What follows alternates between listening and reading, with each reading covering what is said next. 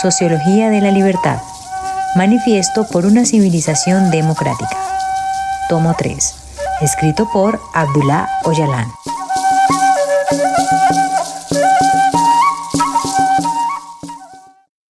Capítulo 4. La cuestión de la libertad. Quisiera decir que la libertad es la meta del universo, y a menudo me pregunto si el universo realmente lo que persigue es la libertad.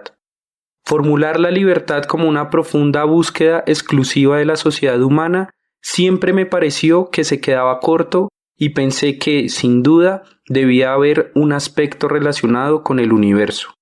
Cuando pienso en la dualidad partícula-energía, que es la piedra angular del universo, no dudo en afirmar que la energía es libertad. Creo que la partícula material es un paquete de energía aprisionado. La luz misma es un estado de energía. ¿Podemos negar la libertad con la que fluye la luz? Si las partículas cuánticas se definen como las partículas más pequeñas de energía, entonces también debemos estar de acuerdo en que ahora se considera que explican casi toda la diversidad. Sí, el movimiento cuántico es el poder creador de toda diversidad. No me resisto a preguntarme si este es el Dios que la humanidad ha estado buscando todo este tiempo. Cuando dicen que el suprauniverso es de carácter cuántico, vuelvo a emocionarme y a sentir que bien podría ser así. De nuevo, como decía hace un momento, no puedo evitar preguntarme si esto es lo que se ha llamado la creatividad externa de Dios. Creo que es importante no ser egoísta cuando se trata de la libertad y no caer en el reduccionismo que restringe la libertad a los seres humanos. ¿Puede negarse que el aleteo del pájaro enjaulado es un aleteo deseoso de libertad? ¿Qué otro concepto podría explicar el gorjeo de un ruiseñor enjaulado, más bello que cualquier sinfonía, sino el deseo de libertad? Si vamos un paso más allá, ¿no nos hacen pensar en la libertad todos los sonidos y colores del universo? ¿Puede explicarse la lucha de las mujeres, primeras y últimas esclavas, que han vivido la esclavitud más profunda de la sociedad humana por otra cosa que no sea su búsqueda de la libertad? Cuando un brillante filósofo como Spinoza interpreta la libertad como una salida de la ignorancia y el poder del intelecto, ¿no está diciendo lo mismo? No quiero ahogar el problema en infinitos detalles, ni presentar la situación como una condena desde el nacimiento. Aparte de unas líneas que garabateé en recuerdo de Prometeo, nunca he intentado escribir un poema, que en cierto modo es también una búsqueda de la libertad, aunque solo tenga un sentido imaginario. Sin embargo, ¿se puede negar que busco apasionadamente el sentido de la libertad? Al problematizar la libertad social, esta breve introducción pretende llamar la atención sobre la profundidad de la cuestión. Definir la sociedad como la naturaleza con la inteligencia más desarrollada y concentrada también contribuye al análisis de la libertad. Los ámbitos donde se concentra la inteligencia son ámbitos sensibles a la libertad. Es justo decir que cuanto más desarrolladas estén la inteligencia, la cultura y la razón de una sociedad, más proclive será esa sociedad a la libertad. Pero también es cierto que cuanto más se priva o se ha privado a una sociedad de estos valores, más esclavizada está. Cuando pienso en las tribus hebreas, siempre me vienen a la mente dos características y estrategias de supervivencia. La primera es una relación especial con ganar dinero. En determinadas épocas, grupos judíos se esforzaron por ganar influencia financiera y, en ocasiones, alcanzaron una posición destacada en todo el mundo. Esto por el lado material. Sin embargo, creo que es más importante el hecho de que se muevan aún mejor en el segundo aspecto, la influencia en el ámbito intelectual. Grupos de judíos, primero profetas, más tarde escribas y luego en la modernidad capitalista filósofos, científicos y artistas, han alcanzado una posición intelectual y cultural sobresaliente cuyas raíces se remontan casi tan lejos como la historia escrita. Por lo tanto, sostengo la tesis de que no hay otra tribu tan rica y libre como los hebreos. Algunos ejemplos de la situación de grupos judíos en los últimos tiempos lo confirmarán. Muchas personas influyentes en el ámbito del capital financiero, que domina la economía mundial, tienen raíces hebreas y son, por tanto, judías. Si mencionamos nombres como Spinoza en el surgimiento de la filosofía contemporánea, Marx en sociología, Freud en psicología y Einstein en física, y añadimos cientos de teóricos de las artes, la ciencia, la teoría política, tendríamos una impresión suficiente de la fuerza intelectual judía. ¿Es posible negar el posicionamiento de personas judías en el mundo intelectual? Pero también está la otra cara de la moneda, las otras del mundo. La riqueza material e inmaterial, el poder y el dominio de un bando se realizan a expensas de la pobreza y la debilidad del otro, así como su transformación en rebaño. Por lo tanto, la famosa afirmación de Marx sobre el proletariado, si el proletariado quiere liberarse, no tiene más remedio que liberar a toda la sociedad, también se aplica a los grupos judíos. Es casi como si Marx hubiese pensado en estos al hacer esa formulación. Si los grupos judíos quieren asegurar sus libertades, es decir, su riqueza, inteligencia y poder de comprensión, no tienen más remedio que enriquecer y fortalecer inmaterialmente la sociedad mundial de forma similar. De lo contrario, podría volver a haber persecuciones de nuevos Hitlers en cualquier momento. En este sentido, la liberación judía solo es posible si se entrelaza con la liberación y la libertad de la sociedad mundial. No cabe duda de que esta es la tarea más noble de las personas judías, que ya han conseguido mucho para la humanidad.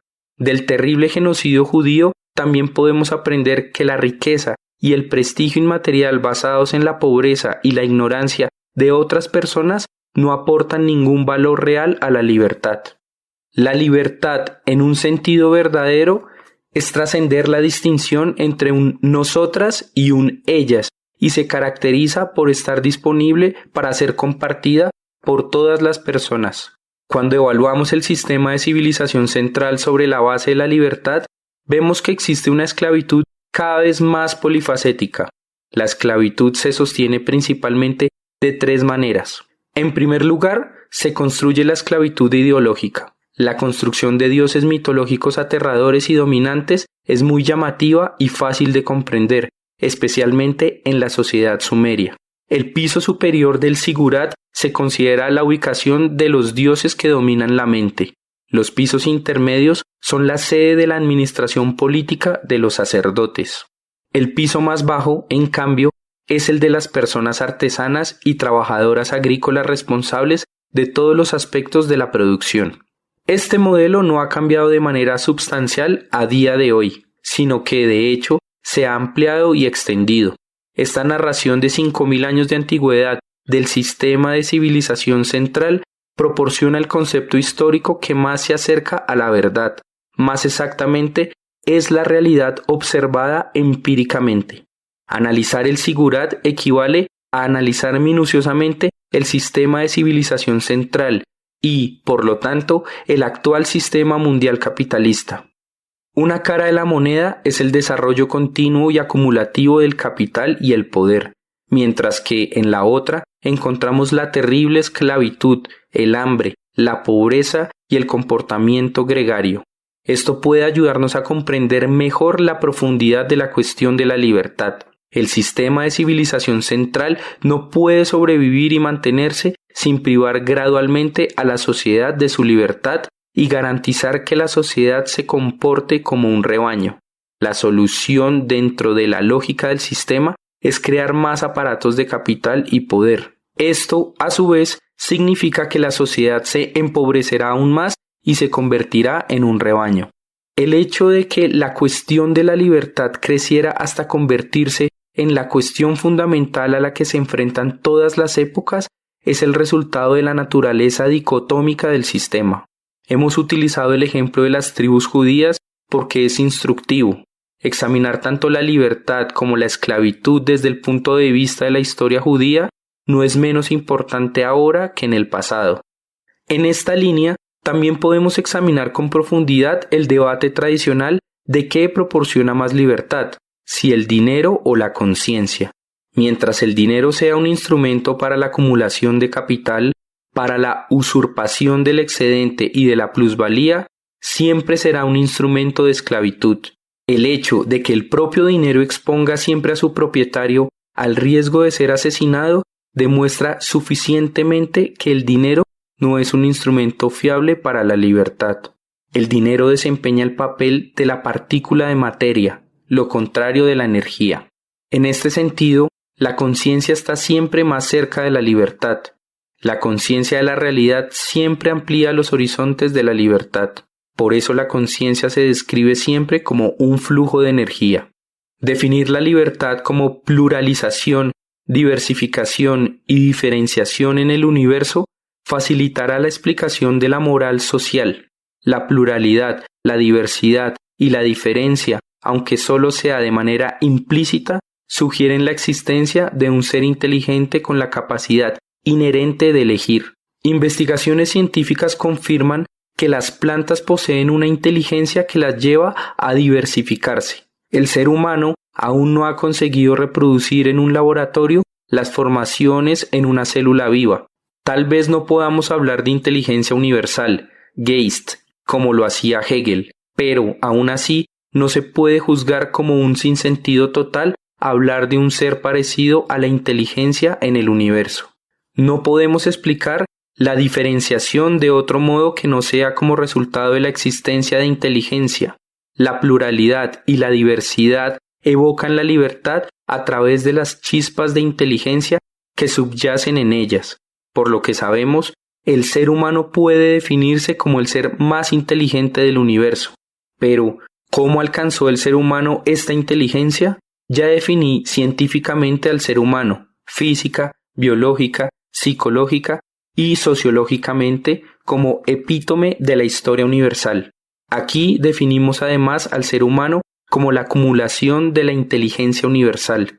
Esta es también la razón por la que el ser humano se presenta como modelo del universo en varias escuelas filosóficas de pensamiento. El nivel de inteligencia y flexibilidad de la sociedad humana es el verdadero fundamento de la construcción social. En este sentido, también se podría definir la libertad como la fuerza de la construcción social, o lo que se ha llamado la actitud moral desde las primeras comunidades humanas. La moralidad social es sólo posible con libertad. De hecho, la libertad es la fuente de la moralidad. La moralidad puede definirse como el estado solidificado de la libertad, la tradición de la libertad o el código de la libertad. Si la elección moral se basa en la libertad, cuando se tiene en cuenta la conexión entre la libertad y la inteligencia, la conciencia y la razón, queda claro por qué la moral puede denominarse la conciencia colectiva o conciencia de la sociedad. Llamar ética a la moral teórica solo tiene sentido en este contexto. No podemos hablar de una ética que se basa en la moral de la sociedad. Sin duda, una filosofía moral más competente, es decir, la ética, podría derivarse de las experiencias morales, pero no puede haber una ética artificial. Immanuel Kant reflexionó mucho sobre este tema, y tiene sentido que se refiera a la razón práctica como ética. La interpretación kantiana de la moralidad como elección y posibilidad de libertad sigue siendo válida hoy en día. La conexión entre política social y libertad también es aparente. La esfera política es el ámbito clave en el que las mentes previsoras chocan intensamente, se concentran más y se esfuerzan por obtener resultados.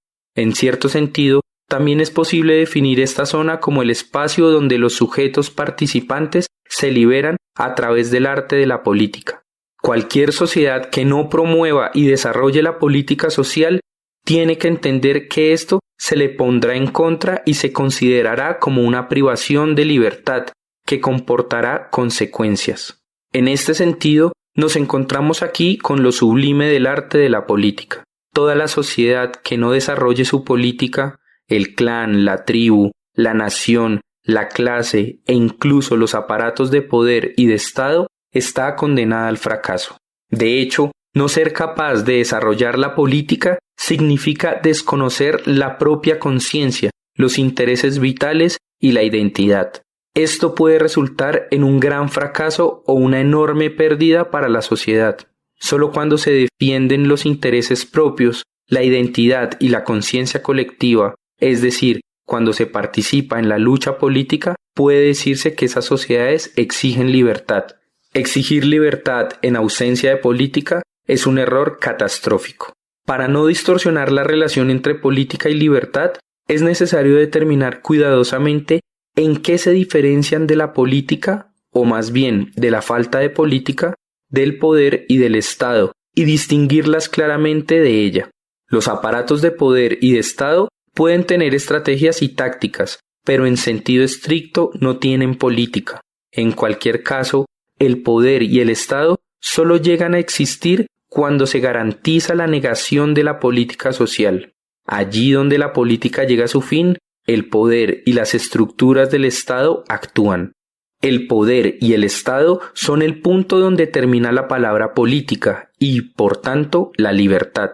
Hay leyes y estatutos. Para ocuparse de la situación solo hay que obedecer, dar y recibir órdenes. Todo poder y todo Estado representa la razón congelada. Tanto su fuerza como su debilidad se derivan de esta cualidad. Por lo tanto, las esferas del poder y del Estado no son ámbitos donde se pueda buscar o encontrar la libertad. La afirmación de Hegel de que el Estado es la verdadera esfera de la libertad conforma la visión de las estructuras opresivas de la modernidad. El fascismo de Hitler es un buen ejemplo de a dónde puede conducir esta visión. De hecho, incluso el socialismo científico, con Marx y Engels como sus cerebros, concibe el poder y el Estado como medios fundamentales para la construcción socialista. Esto, sin saberlo, los llevó a asestar los golpes más duros a la libertad y, por tanto, a la igualdad.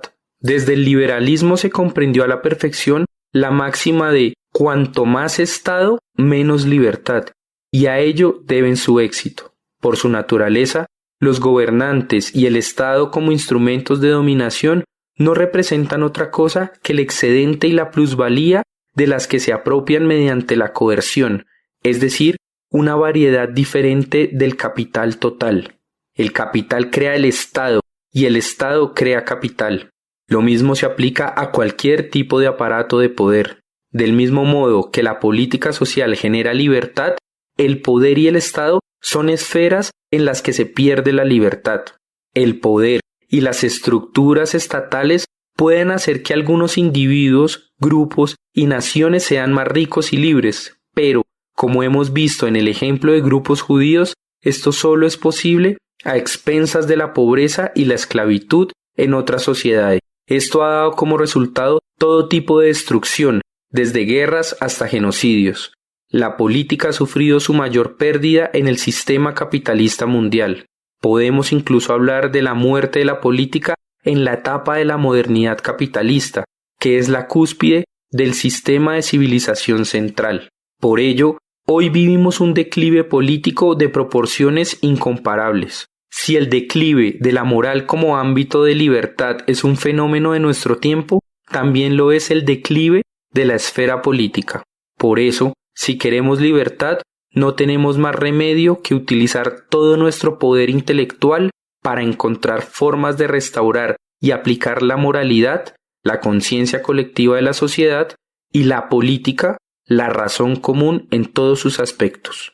La relación entre libertad y democracia es aún más complicada. Existe un debate constante sobre cuál surge de cuál. Podemos afirmar sin temor a equivocarnos que la intensidad de su relación hace que se retroalimenten. Al igual que pensamos en la política social en el contexto de la libertad, también podemos asociarla con la democracia. La política social es política democrática llevada a la concreción. Como tal, la política democrática puede definirse como el verdadero arte de la libertad.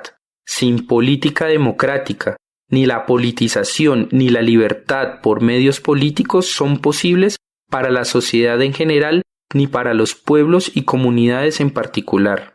La política democrática es la verdadera escuela en la que se aprende y se vive la libertad. Cuantos más sujetos democráticos cree el trabajo político, más politizará la sociedad la política democrática, lo que en última instancia conducirá a la libertad. Si aceptamos la politización como la principal forma de libertad, Debemos entender que liberamos a la sociedad politizándola y, simultáneamente, politizamos la sociedad mientras la liberamos. Hay, por supuesto, muchas esferas sociales que nutren la libertad y la política, sobre todo diversas fuentes ideológicas, pero básicamente la política social y la libertad se crean y se retroalimentan. En general, la relación entre igualdad y libertad es confusa. Esta relación es al menos tan complicada y problemática como sus respectivas relaciones con la democracia. Observamos que cuando se alcanza la igualdad completa, el coste se paga con libertad. A menudo se sugiere que no pueden coexistir y que es necesario hacer concesiones en uno u otro ámbito. Hay quien sostiene que las concesiones en materia de igualdad son necesarias para alcanzar la libertad. Es necesario explicar la diferencia entre ambos conceptos y, por tanto, la diferencia de naturaleza de estos fenómenos, si queremos abordar el problema. La igualdad es más bien un concepto jurídico. Prevé que los individuos y las comunidades compartan los mismos derechos independientemente de sus diferencias. Sin embargo, la diversidad no es solo una característica fundamental del universo, sino también de la sociedad.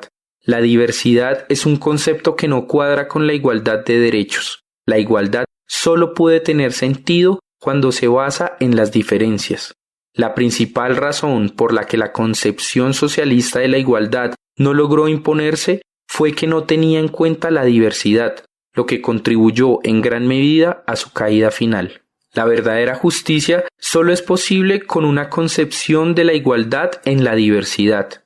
Una vez entendemos que la libertad depende en gran medida de la diversidad, se puede establecer una conexión significativa entre igualdad y libertad en el contexto de la diversidad. Conciliar la libertad con la igualdad es uno de los principales objetos de la política social. Es necesario que haya un debate entre quienes defienden la libertad individual y quienes defienden la libertad colectiva. Debemos explicar la relación entre estas dos categorías, definidas por algunos como libertad negativa y libertad positiva. La modernidad capitalista ha fomentado la libertad individual, negativa, a costa de la colectividad social. Hay que subrayar que hoy la libertad individual provoca el declive de la política social tanto como el fenómeno del poder. La cuestión crucial en un debate sobre la libertad es aclarar el papel del individualismo en la destrucción de la sociedad, sobre todo en la negación de la moral y la política.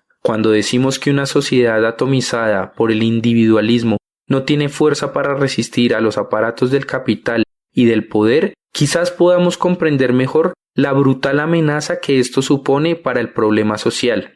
Identificar el individualismo liberal como la causa principal del declive de la política social y la libertad puede proporcionar una salida significativa. Por supuesto, no estamos hablando de individualidad o de la necesidad de ser un individuo. Lo que estamos discutiendo es el papel de la idealización ideológica del individualismo y el liberalismo que consume la política social y la libertad.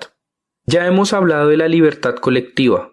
Debemos subrayar que la propia libertad, al igual que el individualismo, exige que cada comunidad, incluidas las tribus, los pueblos, las naciones, las clases, los grupos profesionales, etc., defina su identidad, represente sus intereses y tome medidas para garantizar su seguridad. Solo así tendrá sentido la libertad.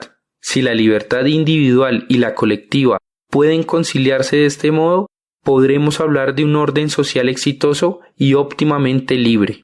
La experiencia del siglo XX nos ha demostrado que existen una gran similitud entre la libertad individualista propugnada por el liberalismo y la libertad colectiva promovida por el socialismo real, aunque a menudo se definan como polos opuestos. Ambas son opciones liberales. Cuando vemos cómo estas dos fuerzas entran en juego de estatismo y privatización, las cuestiones que estamos tratando aquí se hacen más claras.